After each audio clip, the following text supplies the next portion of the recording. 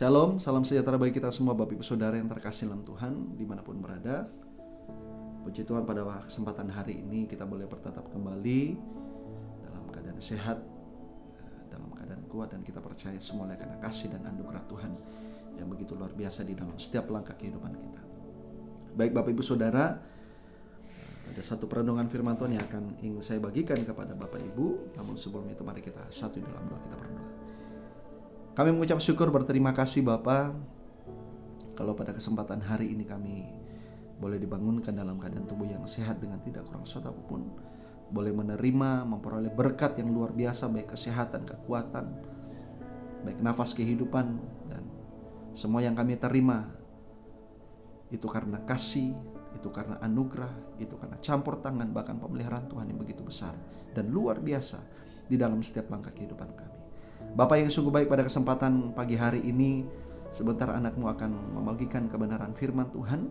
Engkau rapi anakmu yang terbatas ini, sehingga setiap firman yang disampaikan biarlah semua itu berasal dari tuntunan dan urapan kuasa-Mu. Terlebih buat saudara-saudara kami yang siap mendengarkan firman Tuhan, dan kami bawa setiap firman-Mu hanya di dalam satu nama, Tuhan Yesus Kristus, Juru Selamat kami hidup. Kami berdoa mengucap syukur, bersama-sama kita katakan amin. Saudara yang terkasih dalam Tuhan, firman Tuhan kita terdapat dalam 2 Tawarik 29 ayat 3 sampai dengan 11. Saya hanya yang seharusnya dia sampai dengan ayat 3 sampai dengan 36, tapi saya hanya ambil 2 Tawarik 29 ayat 3 sampai dengan 11. Nah, saudara-saudara bisa baca di rumah. Jadi hal ini menceritakan bahwa Hizkia ini dipilih dan dipanggil untuk menjadi seorang raja atas Yehuda, dan dia memerintah selama 29 tahun di Yerusalem. Nah, pada tahun pertama dikatakan firman Tuhan, ketika dia menjabat, ketika dia dipilih menjadi seorang raja, dan karena Hizkia, ya saudara, hidupnya benar di hadapan Tuhan, dia mempunyai tekad, dia memiliki keinginan untuk membuka kembali rumah Tuhan. Hizkia ini dia memperbaiki, dia mengembalikan marwah dan fungsi bait Allah, fungsi rumah Tuhan bagi bangsa Yehuda.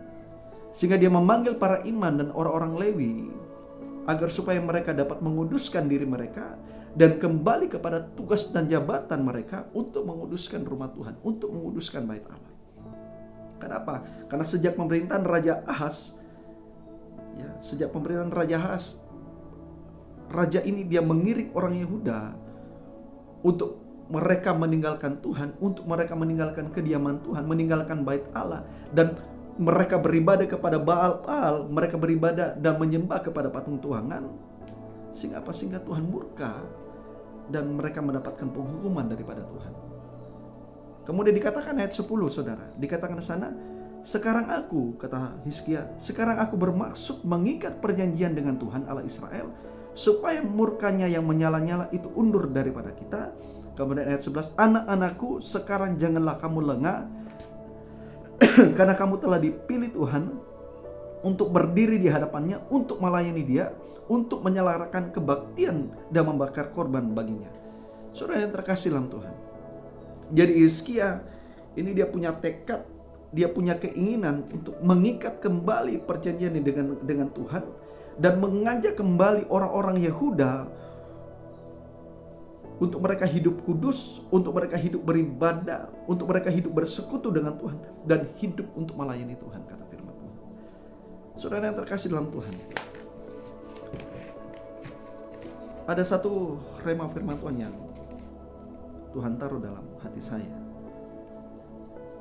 Kalau kita belajar dari peristiwa ini, bagaimana Hizkia dia mengembalikan, dia memperbaiki rumah Tuhan, dia mengembalikan fungsi marwah bait Allah, rumah Tuhan bagi bangsa Yehuda, sehingga mereka harus menguduskan, para imam dan orang Lewi harus menguduskan diri, menguduskan rumah Tuhan, karena mereka telah meninggalkan, karena orang Yehuda telah meninggalkan bait Allah, rumah Tuhan, kediaman Tuhan, dan mereka berbalik menyembah kepada patung tuangan, menyembah kepada Baal-Baal palsu. Dan tugas Hizkia, dia mengikat kembali perjanjian dengan Tuhan, dan dia mengatakan, hai anak-anakku, jangan lemah, berdirilah di hadapan Tuhan dan layanilah Tuhan untuk mempersembahkan korban kepada Tuhan.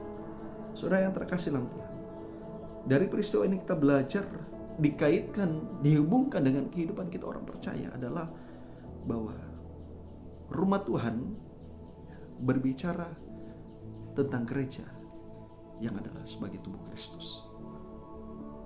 Firman Tuhan hari ini mengajarkan dan mengingatkan kita sebagai orang percaya bahwa jangan biarkan gereja yang adalah kita sebagai tubuh Kristus kita nodai, kita cemari, kita berbuat dosa dengan hal-hal yang tidak berkenan kepada Tuhan. Tetapi justru kita sadari, kita mengerti kalau gereja yang adalah kita sebagai tubuh Kristus, harusnya kita hidup dalam kekudusan dan hidup berkenan di hadapan Tuhan. Firman Tuhan berkata, persembahkanlah tubuhmu sebagai persembahan yang hidup dan berkenan kepada Tuhan.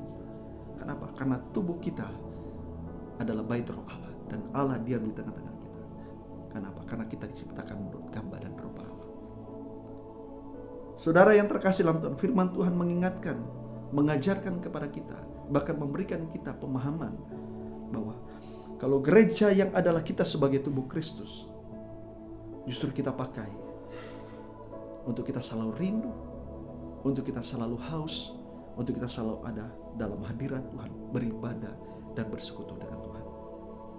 Karena ayat 11 berkata, anak-anakku, sekarang janganlah kamu lengah, karena kamu telah dipilih Tuhan untuk berdiri di hadapannya, untuk melayani Dia, untuk menyelarakan kebaktian dan membakar korban baginya. Saudara yang terkasih, firman Tuhan mengajarkan kepada kita, menuntun kita untuk kita telah dipanggil, kita telah dipilih Tuhan. Untuk apa? Untuk kita mempersembahkan tubuh kita, persembahan yang hidup, yang berkenan kepada Tuhan. Kita melayani Tuhan. Jangan padamkan roh dalam hidup kita, tetapi biarlah roh itu menyala-nyala untuk kita melayani Tuhan dengan ketulusan, dengan segenap hati kita, hanya untuk kemuliaan bagi nama Tuhan.